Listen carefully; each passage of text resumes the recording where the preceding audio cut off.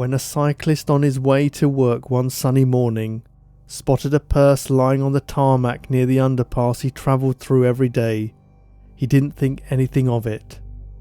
But moments later, he saw an abandoned item of clothing, and at the edge of the underpass exit, a semi-nude young woman lay motionless on the gravel path, who would die before the emergency services arrived. Fagersta was a small and relatively safe Swedish city known for its mining heritage, cultural history and hiking trails, and the inhabitants were shaken by the brutality and randomness of the attack on 28-year-old Nella Olander, the culmination of a sadistic fantasy imagined by two men who joined together in a toxic partnership.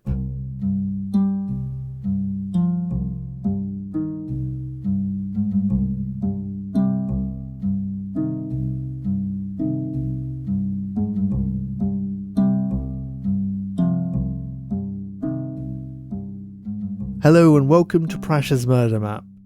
I wanted to thank you for all the support you've shown. I really appreciate all of your comments, kind messages and donations. I'd like to ask if you could take a brief moment to give me a like or a review, whichever podcatcher you're using, as it really does help to get the show noticed and reach a wider audience. I'll leave the details of all the ways you can support me down in the show notes. Thank you for listening. The sun was already up by 5 a.m. on Friday 27th of July 2018 in Fagersta, a small Swedish city 100 miles northwest of the capital, Stockholm. These were some of the longest days of the year, with almost 18 hours of sunlight, so visibility was good when a man on a bicycle approached the underpass that he always travelled through on his way to work.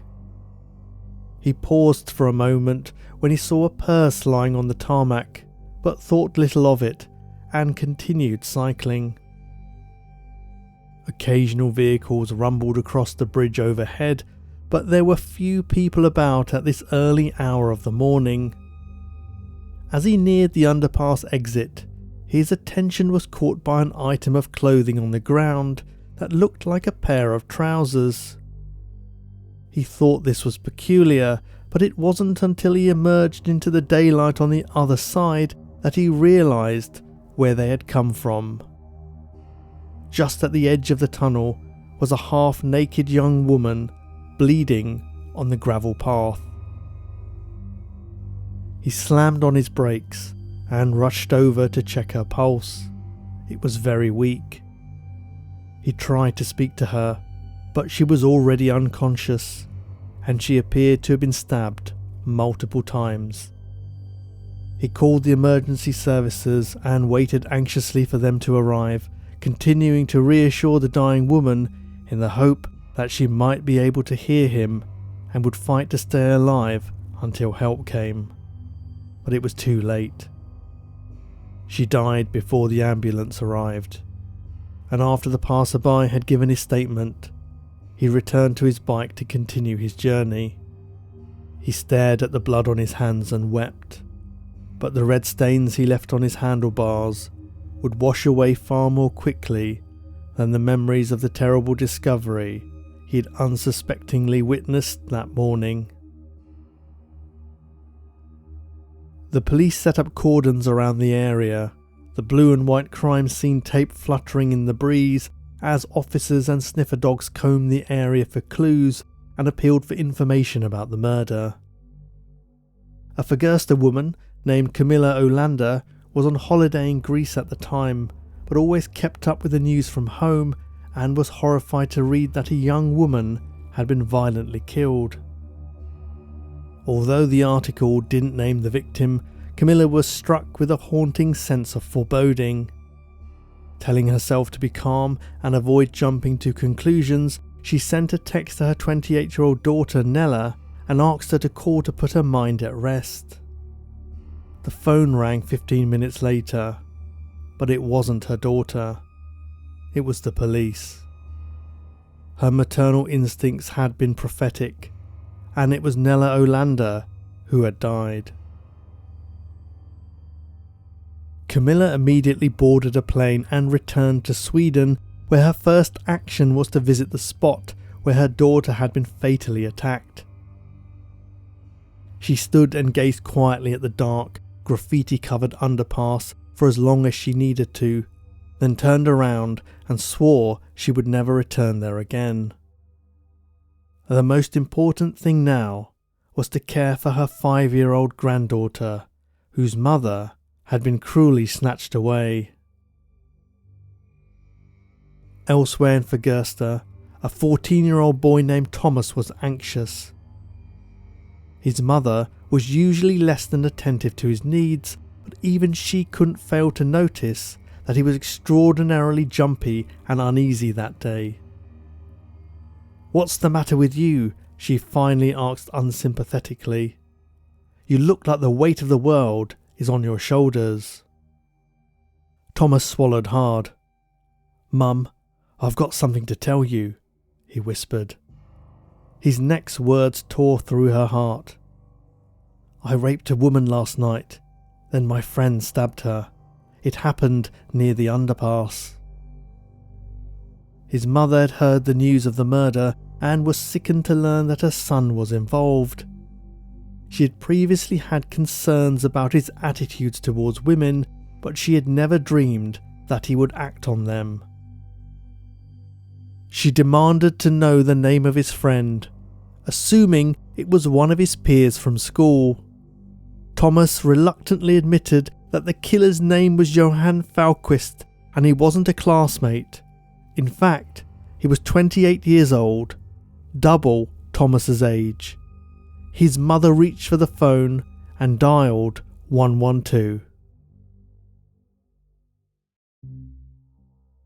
Johan Fallqvist was born in 1990 in the city of Falun and was the youngest of 4 siblings.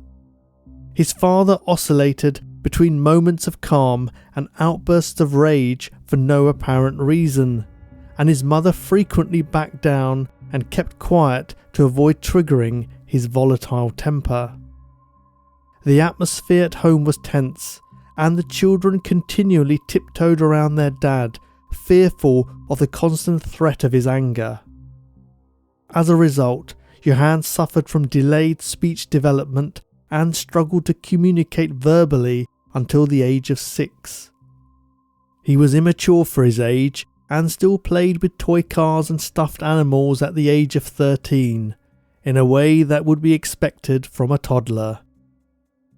He was perceived by his classmates as strange and was the victim of psychological bullying, which included name-calling, teasing, and pretending that he was invisible. He was rarely invited to join in with playground games, and he felt just as isolated at school as he did at home. On a few occasions, the other children hid his clothes during gym class, forcing him to run after them in his underwear. Some of the more hardened and mercenary tormentors promised to leave him alone if he gave them money. He reluctantly agreed and bought himself a few precious days of peace. At the beginning, he had yearned for people to notice him, but now it felt like he had won the lottery on the days he was mercifully ignored. Johan left high school aged 16 and was offered a place at a nursing college, where he managed to make a few friends and was no longer bullied. It seemed that he was finally making a new start, but it wasn't to last. Johan had started fantasizing about hurting people, and when he let this slip to some of his acquaintances, they distanced themselves from him. He confided in his sister about his dangerous thoughts, and she warned him that nothing good would come of them, and advised him to stop worrying about things and move on. But it was far easier said than done, and Johan's preoccupation with taking a life led him to purchase an air rifle. During break time one morning, he crouched behind some shrubbery outside the college and waited for a victim to emerge from the building. A female classmate was the first to walk past, and he barely hesitated before pulling the trigger and shooting her in the head. She only suffered minor injuries, but the act was a symbolic one. Until then, his desire to kill had lived only inside his mind. Now, he had taken the first step towards making it a reality. Nobody found out who had fired the shot, so Johan was free to continue his inevitable escalation. Fallqvist's anger and resentment grew when he was rejected by the female students he approached, and he was frustrated that he had never had a girlfriend. He decided that most of them were self-centered, arrogant, and unworthy of his attention. But there was one girl in his class whom he liked to the point of obsession. He spent hours constructing a romantic letter imparting his feelings for her, and then waited in the corridor for the right moment to slip it into her locker. His dreams were shattered when she read the private note in front of her friends and not only rejected his advances, but laughed at its contents. Fallqvist felt furious and betrayed. He seethed and fumed for the rest of the day, fighting the urge to smash his fist into the brick walls of the school and bring the building crashing down around them. That night, he wrote her a second letter. This time it was filled not with love but with vitriol, and expressed in no uncertain terms his desire to harm her.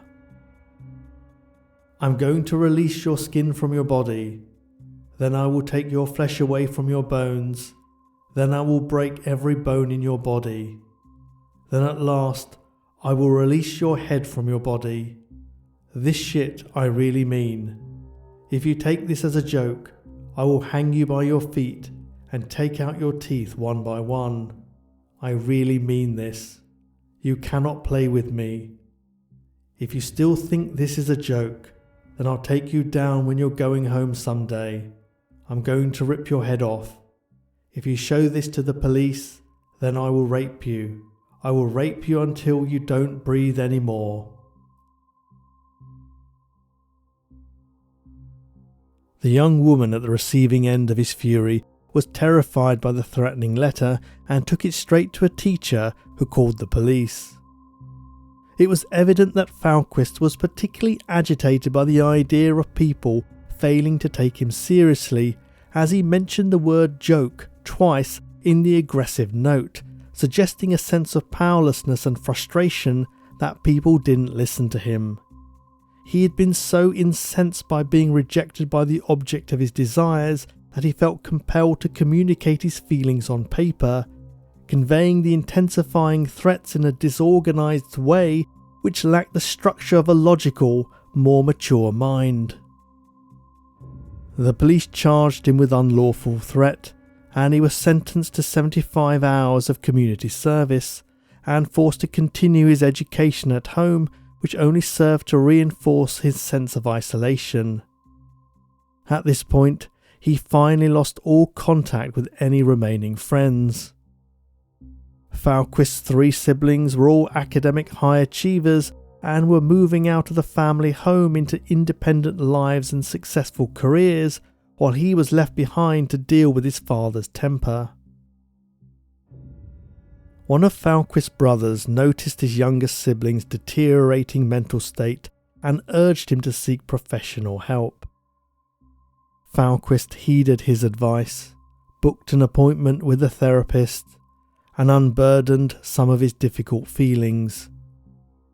He explained that his father had punished him for the smallest of transgressions throughout his childhood, and even as an adult he continuously put him down. He also told the therapist that his anger extended towards his sister and relayed a story about a time when they had gone for a walk together. A barely perceptible facet of her behaviour had suddenly made him see her as pompous and overbearing, reminding him of the girls at school who had rejected him. He saw red and started shouting uncontrollably, pushing her away and threatening to smash the window of her parked car if she didn't unlock it and allow him to retrieve his bag so he could leave. His sister had calmed him down and he eventually regained control, but not before he vented his fury by hurling a metal pole into the nearby woods to unleash his rage. By now, Fallqvist had abandoned his nursing studies and spent much of his time playing video games, stuck in a repetitive and mundane existence with no desire to get a job and little experience that would have helped him to secure one anyway. One weekend in 2018, his brother visited the family home and found Johan tucked away in his bedroom as usual. His hands were glued to a game controller and his eyes were transfixed by the screen, where a distorted reflection of himself was just visible. His large pale face sat awkwardly atop a bulky body, and his blonde hair and beard were unkempt. His unblinking eyes were framed by square, black-rimmed spectacles, and he seemed to be blocking out all stimuli from the outside world. It took his brother a few attempts to catch his attention. Fearing that it would soon be too late to rescue him from his internal prison, he bought a flat for his younger sibling in Fagersta, 50 miles south of their hometown in Falun, and encouraged him to make a fresh start, generously giving him some money to get him on his feet. Fallqvist enjoyed his new independence, but still contended with feelings of profound loneliness and emptiness. He tucked himself away in his apartment during the day, then wandered the darkened streets at night, hunting for something he needed but couldn't yet name. One evening, he passed a football pitch where some younger boys were kicking a ball about. Fallqvist struck up a conversation with them and found them easy to talk to. Most of the boys were about 14, but a few were as young as 10. After a while, he started inviting them to his apartment, where he offered them cigarettes and alcohol and allowed them to stay the night, taking on the role of a cool older brother who let them do forbidden things away from their parents' scrutiny. One night, he showed them the collection of guns and knives he had been amassing over the last few years. He asked them if they wanted to see something fun, then unlocked a secret drawer in the wardrobe while the boys stood around holding beer cans, intently watching their mentor. There was a gasp as Fallqvist proudly showed them his knives. Some of the kids revelled in the sight of the weapons, but one or two hung back with expressions of concern. The 28-year-old turned the conversation round to a macabre theme, asking, "If you were to be killed, which method would you prefer? A knife to the chest or neck, or maybe getting shot?" There was an uneasy silence, which reminded him of how his school friends had reacted when he first admitted that he wanted to hurt people. Had he pushed it too far? He didn't want to ruin the easy relationship he had with the boys. Later that night, some of them told their parents about their older friend. Their families were so unsettled by the idea of his weapons collection and his familiarity with children half his age that they contacted the police, but no action was taken. A couple of the boys fell away and stopped coming to see him, but by June 2018, Fallqvist had enrolled in a judo class where he met a 14-year-old boy named Thomas. Like him, Thomas had endured a turbulent upbringing and they found they had much in common. They would talk for hours and share their deepest, darkest thoughts. Thomas admitted that he often thought about raping someone, and Fallqvist finally felt he had a kindred spirit, someone who had a deviant fantasy life like him. Thomas wanted to rape, and Fallqvist wanted to kill, and over the course of a few more conversations, they solidified their intentions and combined their efforts to make both a reality. They spent days discussing how to choose their victim and how to carry out the attack, and they bought balaclavas to hide their identity. Thomas was initially interested in sexually assaulting a man, but Fallqvist convinced him that a woman would be easier to subdue, although this was undoubtedly not his only reason. He had harboured a hatred for females ever since high school, and this was his chance to finally exert his power over a woman.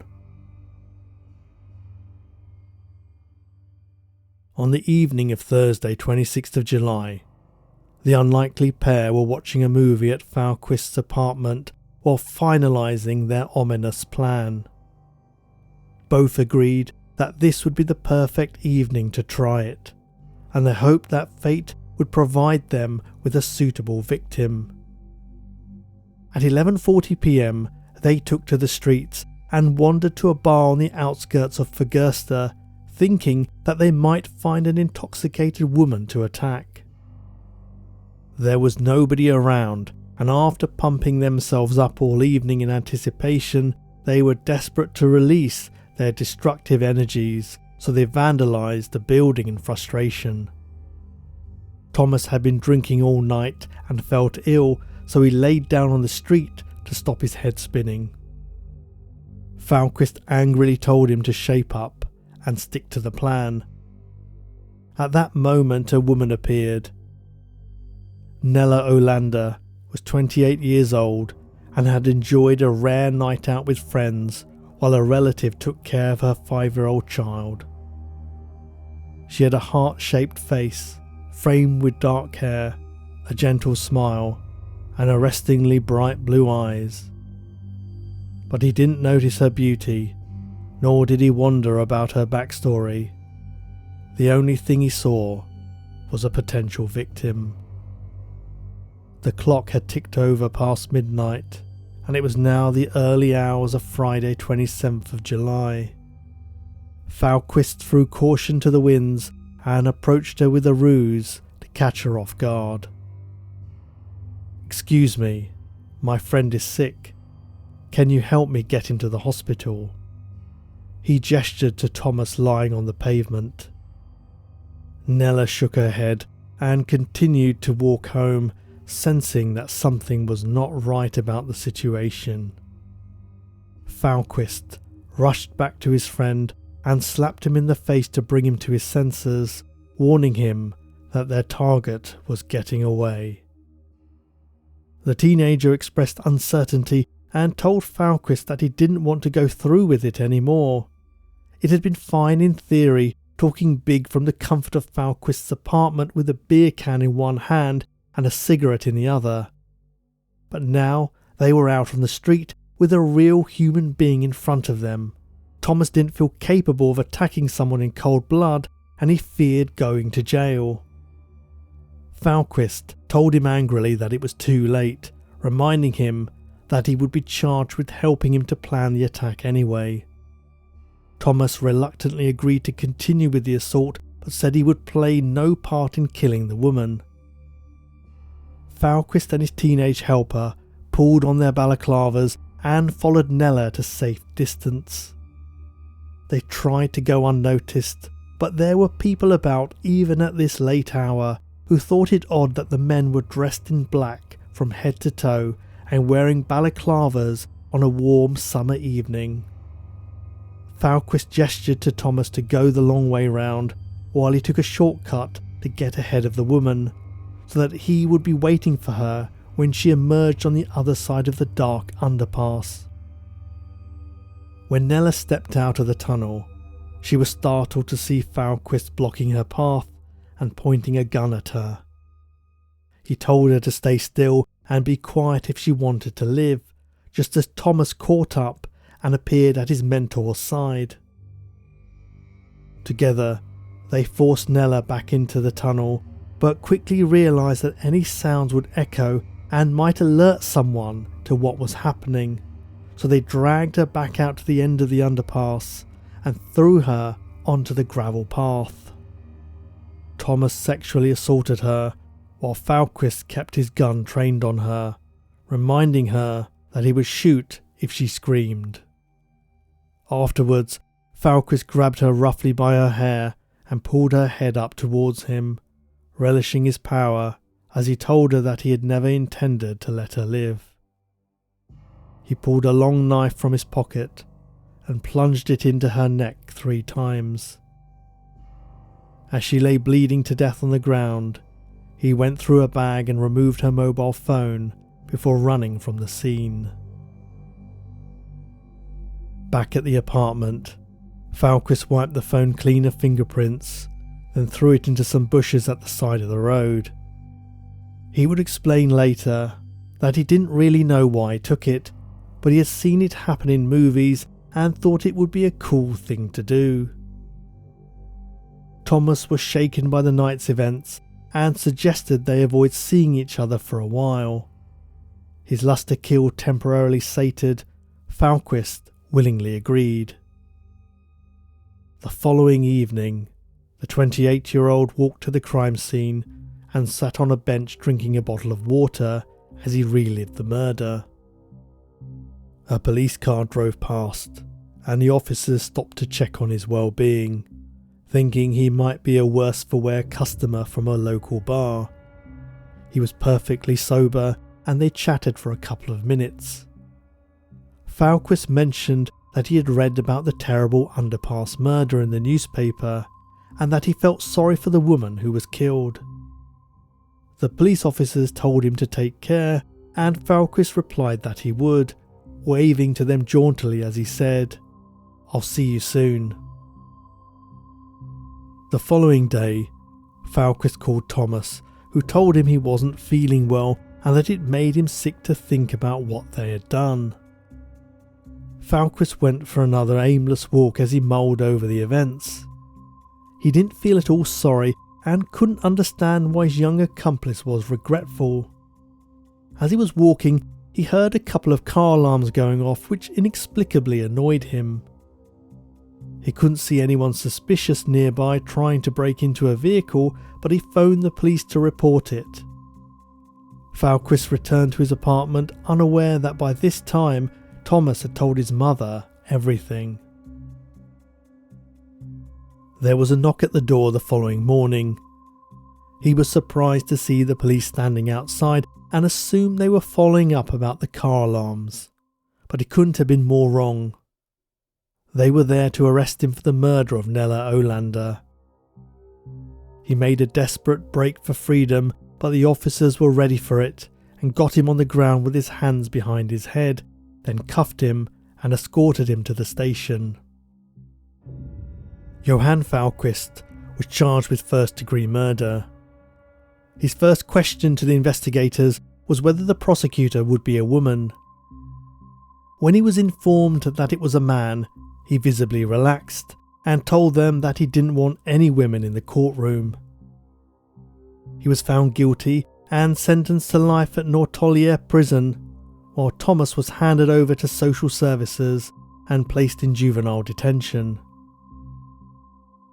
The community was shocked by the brutality of the random killing, and the words, "Karma will find them," appeared on the cold grey concrete walls of the underpass.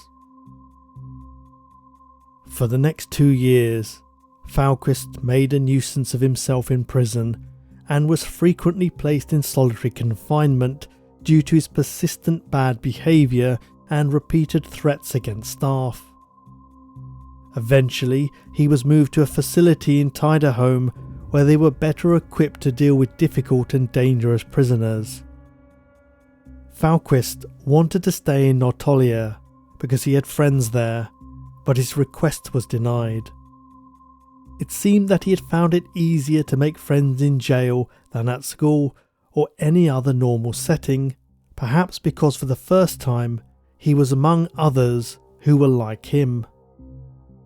The victim's mother, Nella Olander, spoke to the media about the situation. This is the rough translation of her words, originally spoken in Swedish. "I'm not at all surprised. This is not the last time he will need to be moved. It feels very nice that he is transferred against his will. He has no idea what it means to adapt and follow rules, and I hope he gets hell wherever he ends up. We have that as relatives of Nella every day. Talking about the trauma of Nella's death, Camilla said, "My brain knows what has happened, but I just can't take it in because it hurts so bad. The pain is excruciating and I feel it." She expressed a willingness to meet Thomas and Fallqvist face to face, to make them aware of the devastating consequences of their actions, but a meeting has not yet been arranged to date.